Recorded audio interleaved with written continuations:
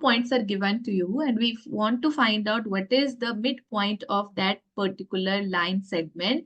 We can use the formula x1 plus x2 over 2, comma y1 plus y2 over 2. So in this line segment, I'll consider this point as x1 comma y1, this point as x2 comma y2.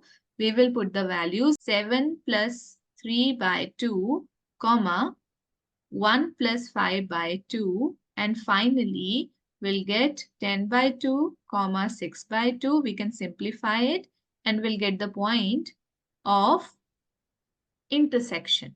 So the condition is the multiplication of the gradient of two perpendicular lines is always equals to -1. We can find out the gradient of A and B.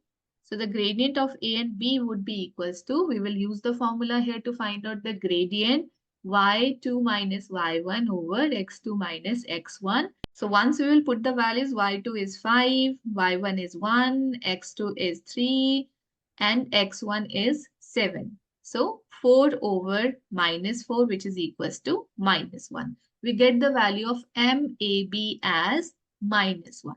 Now we have to find out the gradient of the perpendicular line. So we'll put the value here for M1. Let it be -1 into M2 equals to -1. We can find out the gradient M2 is equals to 1.